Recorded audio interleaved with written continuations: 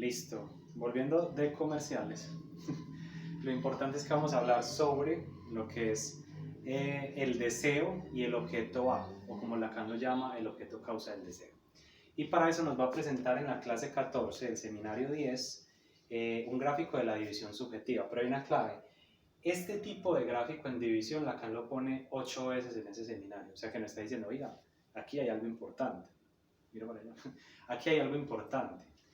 Y es el asunto de cómo, ya les explicaba, ese sujeto, antes de toda división subjetiva, ese sujeto antes de, digamos, de tener la pregunta por el ser, antes de adquirir un nombre, ese, o como ustedes le quieran llamar protosujeto, se dirige al gran otro en búsqueda de esa respuesta, que soy para ti. Y va a encontrar que en el otro hay una falta de garantía. Y fruto de esa garantía ya vimos que el otro no va a tener un ser, sino que va a ser una división entre significantes. Y lo que nos falta por explicar es qué es el objeto del deseo, ¿cierto? Esa es la gran pregunta del millón para mi interlocutor presente y para todos los interlocutores presentes en el mundo que vean esto. Respecto a eso, me gustaría decirles que en los diferentes gráficos Lacan pone el A acá o acá. Eso es lo único que cambia. Esta es como la gráfica más avanzada. Pero en resumidas cuentas lo que nos está diciendo es que este objeto A es una especie de intersección entre el gran otro y ese sujeto. Les voy a leer una cita de la clase número 2. No sé si sentándome quedo todavía en cámara ahí. Bueno. Dice, para Lacan... Sí, te puedes sentar. Listo. Para Lacan, gracias. Para Lacan, porque Lacan es analista, el otro está ahí como inconsciencia constituida, como tal. E interesa mi deseo en la medida de lo que le falta y que él no sabe. Eso suena muy oscuro, pero seguimos. Es a nivel de lo que le falta y que él no sabe que yo estoy interesado de la manera más pregnante, porque no hay para mí otro rodeo para encontrar lo que me falta como objeto de mi deseo. Sencillo, miren. Nosotros hablábamos mucho tiempo de que nos damos cuenta del deseo del otro porque siempre va a ser un enigma. Entonces, el sujeto lo que dice es, para yo poder ser deseado, necesito desear lo que el otro desea. ¿Sí se la pillan? Ok. Y como yo no sé lo que el otro desea, pues obviamente esto va a quedar en forma de enigma, de bache. Entonces, por eso, el objeto A termina siendo una especie de intersección entre sujeto y objeto. ¿Sí? Digámoslo de la siguiente manera. El objeto A es una mera abstracción, ¿cierto? Entonces no es algo que se toma entre las manos, no es algo que se cuenta, no es que yo dije mi objeto A es X o Y cosa, es el fútbol, son las mujeres, es el dinero, no tiene que ver con eso. Podríamos decirlo de la siguiente manera. Es una especie de elemento que supuestamente colmaría a sujeto y al gran otro, en el orden de la identidad y en el orden del deseo, digámoslo así. Es como si ambos pudieran enunciar a través de ese elemento lo siguiente: al fin tengo el objeto que me satisface completamente y al fin poseo un ser definitivo. El deseo de completud. Exacto, pero eso ya vimos que es de alguna manera un imposible. Les voy a leer esta cita de la clase 13.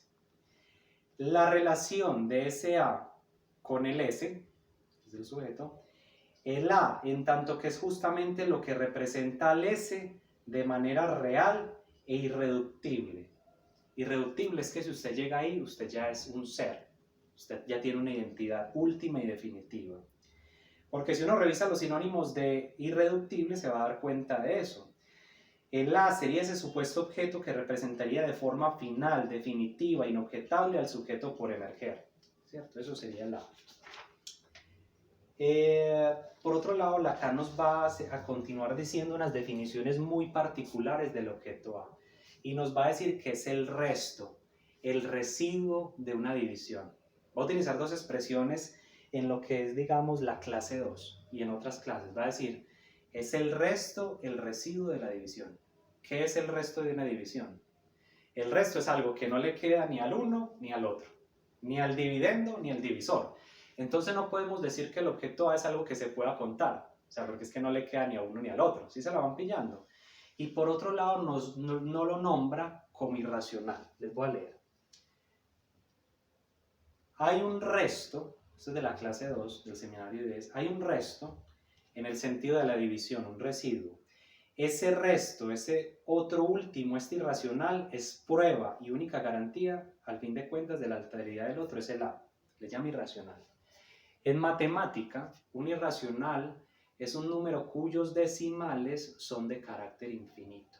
¿Sí se la pillan? Es decir, que por más que yo escriba 3,14, eso es infinito, eso no puedo parar. Lo único que puedo escribir son aproximaciones a lo que sea eso. Lo que nos quiere decir Lacan con esto es que de alguna manera ese objeto A es un infinito, es un inconmensurable, ¿cierto? Es un punto de fuga al infinito. Entonces el deseo es un circuito de búsqueda de un imposible. Como nunca se llega allá porque simplemente es un infinito, permanentemente estamos tratando de rastrear eso, de tratar de tener completud en el orden de la identidad y el deseo, y eso nunca se obtiene, y eso lo que va a empezar a generar es esto, un circuito. Pedir y pedir y pedir y pedir en la vida, a eso le llamamos demanda, pero siempre a manera de circuito. Y Lacan nos lo va a dejar muy claro con varias citas, ya que vamos a entrar a tocar este asunto de la topología, que interesa a los estudiantes y pues a quien interese la gente estos asuntos del deseo. Esa relación del objeto A con el deseo, Lacan nos lo dice en 4 citas. La clase 18. El deseo, yo se los enseño a localizarlo, yo les enseño a localizarlo, a ligarlo a la función del corte, a ponerlo en cierta relación con la función del resto, de la, ¿sí ven? Ese resto es lo que sostiene, lo que lo anima. Si no hubiera un punto de fuga, no habría circuito. Otra cita, la clase 18.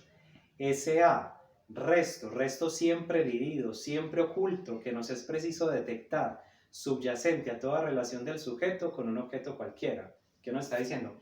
Que lleguemos al objeto que lleguemos, como decía antes, siempre aparece ese más allá. Ah, no es todo lo que quería, no es todo lo que me satisface, entonces eso continúa así. Y otra cita, clase 18, el deseo es ilusorio. ¿Por qué? Porque siempre se dirige a otra parte, a un resto constituido por relación del sujeto con el gran otro que viene allí a sustituirse.